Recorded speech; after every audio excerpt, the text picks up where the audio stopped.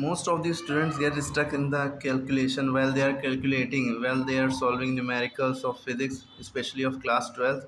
Girls face these kind of difficulties.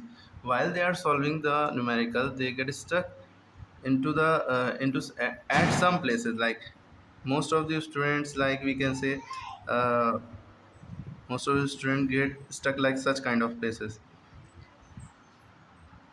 What to do after this step, कि इसके बाद क्या करेंगे।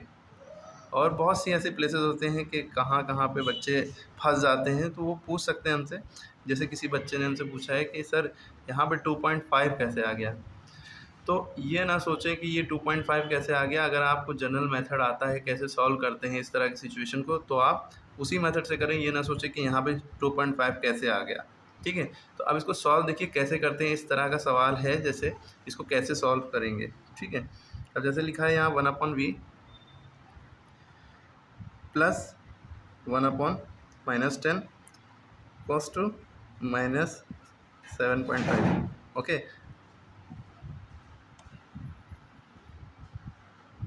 Okay, as I'm solving this, so take a view.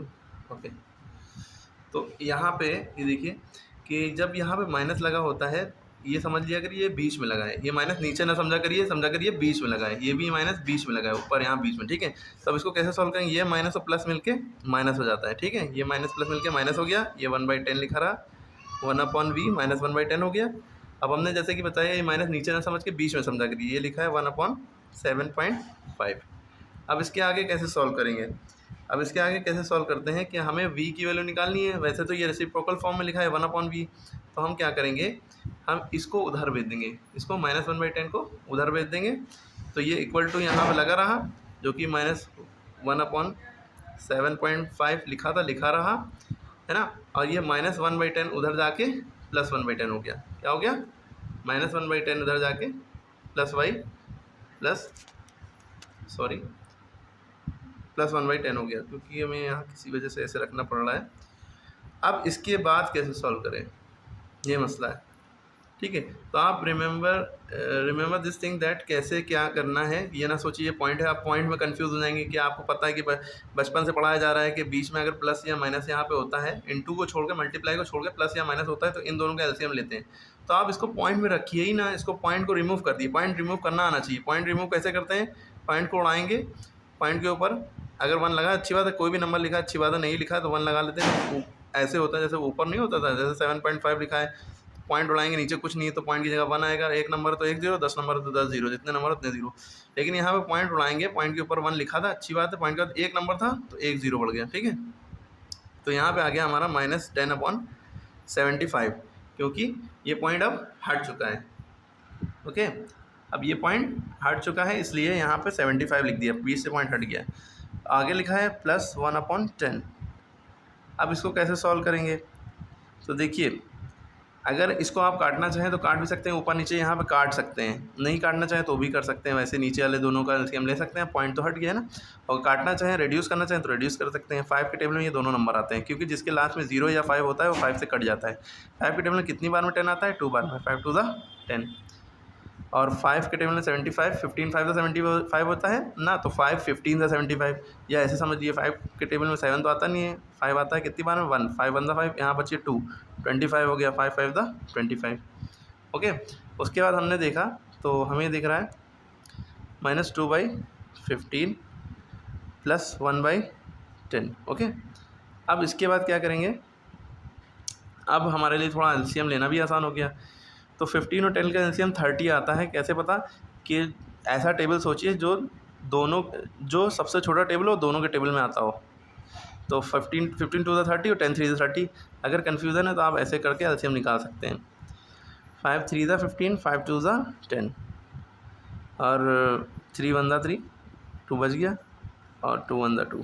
ठीक है, आप सोच रहे होंगे हमने बड़े नंबर से किया, पहले 2 से किया जाता है, वो बच्चे करते हैं, आप लोग बड़े हो चुके हैं। ठीक है, 5 × 3 × 2, 5 3 to 15 2 to 30। ठीक है, तो 30, इन दोनों का एलसीएम 30 आया। तो हम इसको कैसे सॉल्व करते हैं, ये रफ कॉलम में करिएगा। इसको रफ कॉलम करके अपने कन्फर्मेशन के लिए करिएगा, ठीक है। तो ये लाइन और ये लाइन बीच में प्लस लगाएं, ये लाइन और ये लाइन जोड़ के एक बड़ी लाइन खींच लेते हैं।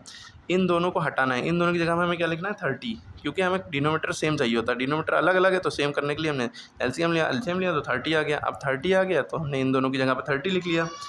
अब 15 का टेबल इतनी बार पढ़िए कि 30 आ जाए, या 15 से जो नीचे वाला 15 लिखा और नीचे वाला 30 भी लिखा है, तो नीचे वाले नंबर से नीचे वाले नंबर को हमेशा डिवाइड करते हैं। जो ये वाला नीचे वाला होता है वो अंदर रहता है, डिविडेंड बनता है, ये डिवाइडर हो जाता है 15 टू द 30, ठीक है। ये जो 2 आता है ये हम यहाँ पे लिखते हैं, या आप ऐसे समझिए 15 के टेबल में कितनी बार में 30 आता है, 2 बार में, तो 15 2 यहाँ लिखा और 15 के ऊपर -2 था, है ना। तो आप ये माइनस है पहले ही लगा लिए, 15 के ऊपर 2 था तो 2 लिख लिया, ठीक है।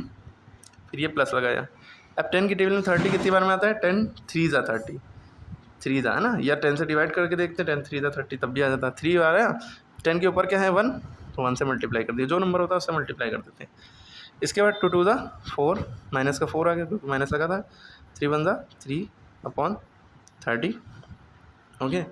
उसके बाद -4 + 3, आपने बचपन से सुन रहे होंगे माइनस प्लस माइनस होता है, माइनस प्लस माइनस होता है, तो इनको हम माइनस करेंगे, माइनस प्लस माइनस माइनस करेंगे, 4 में से 3 गया, 1 बचा, लेकिन साइन माइनस का लगेगा क्योंकि 4 बड़ा है और 4 का साइन माइनस है, जो बड़ा नंबर होता है उसका साइन लग जाता है। तो 3 का साइन प्लस है, नंबर के पहले उसका साइन होता है, 4 के पहले माइनस है, ये ना समझिए प्लस साइन 4 का है, ठीक है। अगर यहाँ माइनस ना भी लगा होता तो भी ये साइन 3 का ही है, ठीक है, क्योंकि नंबर के पहले अटैच होता है साइन। इसका साइन फिर क्या हुआ, यहाँ प्लस छुपा हुआ है फिर, ठीक है, क्योंकि यहाँ माइनस लगा था तो लगा रहा, ठीक है। माइनस प्लस माइनस, 4 में 3 गया, बचा 1/30, ठीक है। तो यहाँ पे 1/v चल रहा था, आप देख रहे हैं, ये देखिए 1/v चल रहा था, है ना। तो हम 1/v लिखते आएंगे। फिर इसके बाद चाहे तो आप देखिए, एक तरीका ये है कि दोनों को रेसिप्रोकल लिखेंगे, रेसिप्रोकलिंग बोथ साइड, या बोथ साइड रेसिप्रोकल करेंगे, यानी ये ऊपर ये ऊपर, जो ऊपर है वो नीचे, नीचे वो ऊपर, है ना। अच्छा ये याद रखिए कि जब माइनस साइन चाहे ऊपर लगाओ चाहे नीचे, उसको बीच ही में मानते हैं, समझ लो ऊपर ही लगाए माइनस साइन, चाहे नीचे हो चाहे ऊपर, ठीक है। ये एक दूसरा तरीका, ये बोथ साइड रेसिप्रोकल करो, अपने आप आंसर ये आ गया, ठीक है। नीचे वाला ऊपर, ऊपर माइनस लगा, अब 1 नीचे लिखते नहीं है, चाहे 1 लिखो नीचे चाहे ना लिखो, ठीक है, आंसर आ गया। या आपको एक तरीका ये पता होगा, क्रॉस मल्टीप्लाई, जब बीच में इक्वल टू होता है क्रॉस मल्टीप्लाई करते हैं, 30 इधर गया 30 1 30 मल्टीप्लाई होता है इससे, v इधर गया v 1 v -v, ठीक है। तो अब ये माइनस है, इधर भेज देंगे v बराबर -30, ठीक है। माइनस साइन या वो साइड मल्टीप्लाई कर देंगे माइनस से, तो इधर माइनस हो जाएगा, माइनस में प्लस इधर हो जाएगा, ठीक है, बी की तरफ। तो ये आप ऐसे लिख सकते हैं, और ये सेंटीमीटर में आ गया, क्लियर है। अब ये ना देखिएगा कि उसमें जो है कैसे दिया था, उसमें जो है क्या कहते हैं, ठीक है। तो उसमें भी देखिए आंसर क्या दिया है, देख सकते हैं -30 आ रहा है ना, और इसमें भी आपका -30 आ रहा है। तो इसमें देखिए क्या दिख रहा है कि ये -2.5 आ गया, वो कैसे आ गया, वो थोड़ा सा गेटी है, आप उसमें समझ नहीं पाएंगे। तो जो सिंपल स्टेप है आप बचपन से जो करते आ रहे हैं कि कैसे करना है इस तरह की सिचुएशन को, वो आप समझ लीजिए। सबसे पहले हमने क्या किया, सबसे पहले हमने ये माइनस जब भी नीचे हो ये माइनस प्लस माइनस कर लेते हैं, ठीक है, और ये माइनस नीचे होता है उसको बीच में कर लेते हैं ताकि कन्फ्यूजन खत्म हो जाए। अब अगले स्टेप में बी की वैल्यू निकालनी है, -1/10 उधर भेज दिया, +1/10 होगी, ठीक है। अब यहाँ से पॉइंट उड़ा के ऊपर 0 बढ़ा लिया, क्योंकि पॉइंट के बाद एक नंबर था इसलिए एक 0 बढ़ा, 2 होते तो 2 0 बढ़ जाते, 3 नहीं होते तो 3 0 बढ़ जाता है। पॉइंट के बाद जितने नंबर होते हैं उतने 0 बढ़ते हैं, पहले क्या नंबर था उससे फर्क नहीं पड़ता। तो 10/75 हो गया, पॉइंट हट गया ना। तो अब 5 के टेबल से काटा, फिर उसके बाद फर्दर हमने सोल्यूशन किया, और आपको आता ही है इसके आगे कैसे किया है, उसको सॉल्व कर दिया, ठीक है।